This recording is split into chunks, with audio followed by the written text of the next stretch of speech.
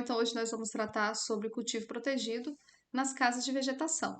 Cultivo protegido, então, ele é a criação de um ambiente melhorado com condições que possam ser controladas, condições de radiação, umidade, incidência de ventos, e isso tudo favorece o cultivo de algumas culturas que não seriam possíveis naquele ambiente. Então, geralmente você tem muita intensidade de luz, aí você consegue limitar isso numa casa de vegetação com coberturas.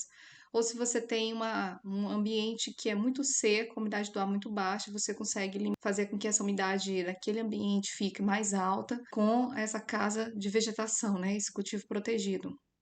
Então, para poder controlar as condições climáticas, você precisa, então, fazer uma casa de vegetação que tenha paredes que você possa controlar esses níveis. Então, a gente tem algumas tecnologias para implementar esses espaços que a gente vai ver na aula de hoje. Cultivo protegido também é usado para a criação de animais, então, para cultivo de peixes, camarões. O material que é utilizado para fazer pode ser plástico filme, especialmente plástico filme, né? Plástico ele trouxe várias possibilidades para a agricultura, tanto como cobertura como revestimento, né, para essas casas de vegetação. Pode ser a tela, o sombrite, que a gente consegue reduzir a incidência solar, e o vidro. Formato em ar, e geralmente em arco, duas águas, ou em túnel, que também é um arco, mas aí geralmente fala túnel porque não tem necessariamente uma dimensão assim, calculada para a questão da aeração, para troca de ar. E a destinação é utilizada em todo tipo de cultura, hortaliça, fruteira e ornamentais. Vou tratar aqui então os principais formatos. Então, tem os macrotúneis, que são removíveis, é a estrutura mais barata que tem para se formar, mas ele tem uma concentração de calor, né? A umidade fica mais alta, o calor fica bem intenso dentro deles. Qual que é a vantagem? Por ele ser uma estrutura de fácil remoção, isso se levanta então as laterais do macrotúnel e você consegue uma aeração, troca de ar e arrefecer o ambiente.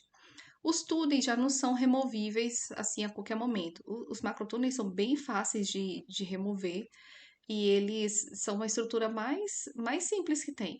Já os túneis, eles não são removíveis, as paredes podem ser, mas geralmente não. Eles também têm uma quantidade esquenta um pouco mais. E a limitação deles é que nessas bordas a altura impede que você consiga aproveitar esse espaço. Então, ele é uma altura bem mais baixa, e aí isso atrapalha um pouco aproveitar bem toda essa área que está coberta. A estrutura do tipo Londrina, Bandeirante, ele é feito com mourão, com madeira e uma cobertura reta de plástico. E aí ela é bem barata, fácil de construir. Limitação também é a quantidade de a água parar em cima dessa estrutura, né, do plástico filme, e o calor também, que tende a ser alto. Alto só porque a proximidade do teto, né, para as plantas, existe uma proximidade muito grande, mas ele tem laterais abertas, então também favorece essa troca de ar. Então, passando daí para estruturas que a questão do calor é melhor gerenciado, são então as estufas em arco, especialmente as que têm abertura zenital. Então, a estufa em arco, ela já tem um cálculo específico para que aqui em cima, se o calor, o ar quente sobe. Então, o ar mais de altas temperaturas, ele fica mais concentrado em cima, ele tem uma altura maior do que os túneis, e aí isso faz com que o ambiente não alcance temperaturas muito altas que causam, por exemplo, abortamento de flores, né, que aí comprometa o seu cultivo. Estufa em capela é também estrutura bem simples, telhado em duas águas. Estufa com abertura zenital, ela tem uma abertura que impede a entrada de água quando chove, mas essa abertura permite a saída do ar aquecido de dentro da estrutura. E isso aqui é bem interessante, bem importante. Então, lembrem sempre que ar quente sobe.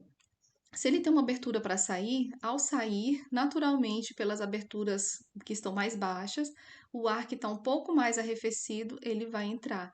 e você cria uma corrente de ar e troca a massa de ar que está dentro do ambiente. Isso é importante para arrefecer qualquer ambiente, inclusive casas. Quando você vê um lugar muito abafado, é porque ele não tem abertura no ponto mais alto do ambiente. Pode ser uma abertura pequena, é suficiente para aquele ar quente sair. Então, essas estruturas aqui são um pouco mais caras do que as primeiras que eu mostrei. E por fim, então, as estufas de vidro. Elas são bem populares em lugares de clima temperado porque elas retêm justamente o calor quando está no inverno. Lugares de clima temperado você tem invernos que são mais drásticos, né? Mais intensos, e por isso é necessário manter a temperatura. Então, a estrutura de vidro ela realmente aquece mais dentro, mas ela também não permite essa saída, essa perda de calor com facilidade quando o ambiente externo está muito frio. São bem mais caras também. Então, existem várias técnicas para arrefecer o ambiente quando você tem estruturas que não são removíveis, de laterais removíveis.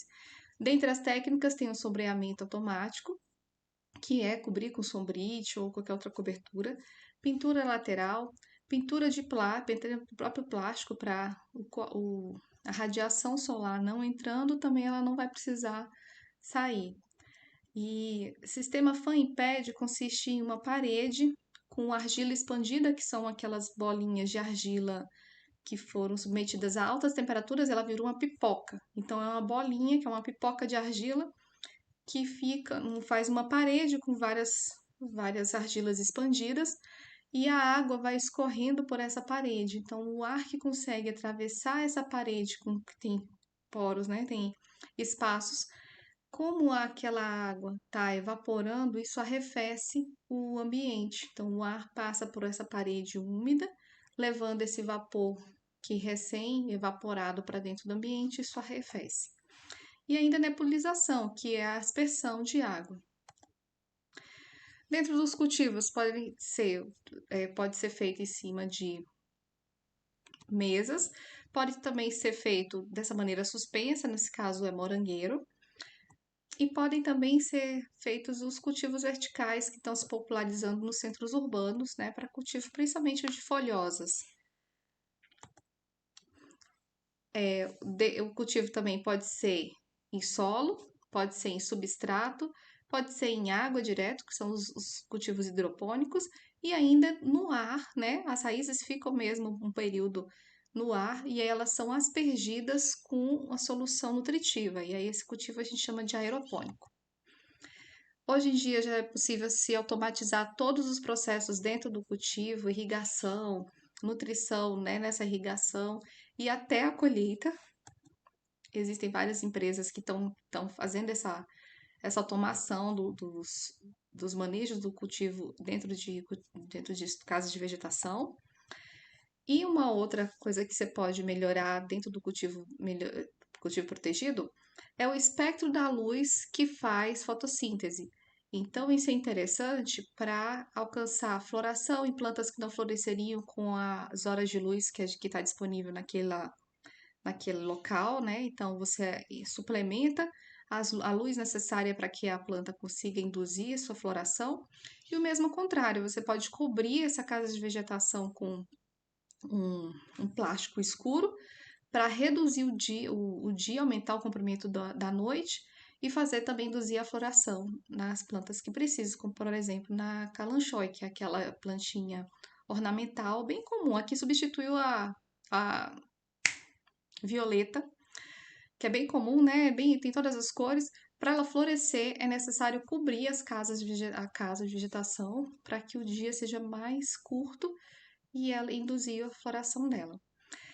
As plantas elas usam esse comprimento de onda que está aqui, ó, entre o 400 e o 700, mas principalmente esse aqui, que é representado pelo que está dentro da curva, né?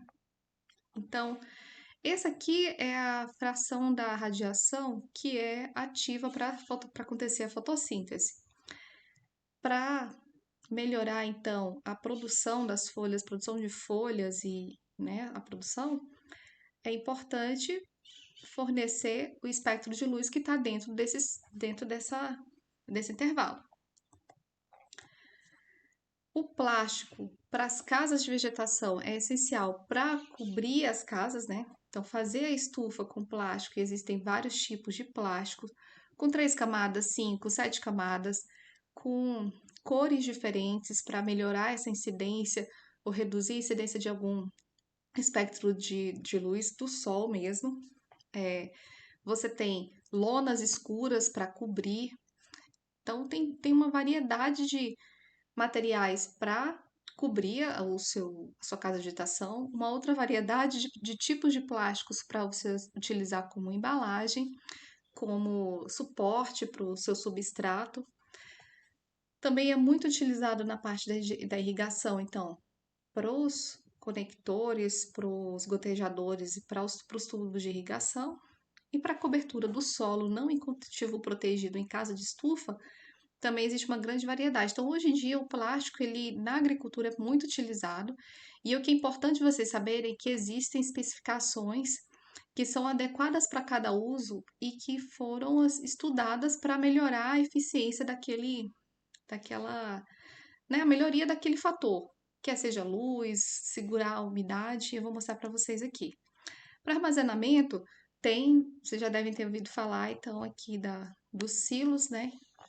Que em vez de ser uma estrutura em metal, né, com aquele formato que a gente costuma ver, é bem prático utilizar esses silos bolsas, silo fardo, porque faz porções menores, pode ser alocado em qualquer lugar. Alguns precisam de uma cobertura, mas aí vai ser um galpão mais simples. E para cobertura de solo, isso revolucionou também a agricultura, né?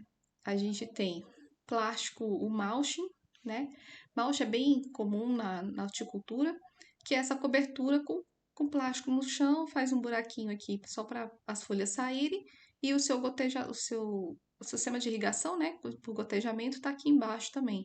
Isso previne crescimento de plantas espontâneas e a perda de água. É bem interessante. Plástico perfurado. Então, é como se fosse uma estufinha aqui, só tem um espaço para sair as folhas. É um cultivo mais simples. Ele é utilizado também para forrar o fundo dos tanques de aquicultura ou mesmo os tanques, as barragens, barragem pequena. E agora surgiu também essa agromanta.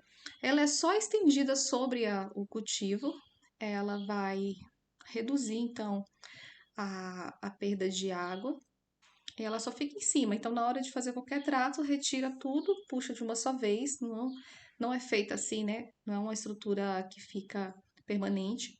Ela é totalmente removida, faz o trato que for necessário e aí puxa de novo para cima do cultivo. Reduz a incidência solar. Ela é perfuradinha. Para irrigação, como eu disse, né? Os tubos, os gotejadores. É interessante também vocês saberem que é muito comum em cultivo protegido combinar, então, o cultivo de plantas com a criação de animais, principalmente peixe. Os peixes, eles deixam na água, né, suas excretas que podem servir de nutrição para as plantas. E aí, esse cultivo, que é um sistema integrado, a água do peixe vai para a planta retira dessa água os nutrientes, né, esses compostos que são ricos em nitrogênio, e devolve essa água um pouco mais limpa. Ela também passa por um tanque com bactérias, né? Se coloca um pouco de bactérias no tanque menor, é associado, coloca na argila expandida, algum substrato assim para elas serem onde se fixar. Essa água passa por ali e aí ela volta para o tanque de peixes um pouco mais filtrada. Então você consegue manter esse sistema se retroalimentando e isso chama aquaponia. Então, a aquaponia é cultivo integrado de peixes ou camarões com plantas, especialmente folhosas, funcionam bem já na hidroponia. Então, gente, até a próxima aula.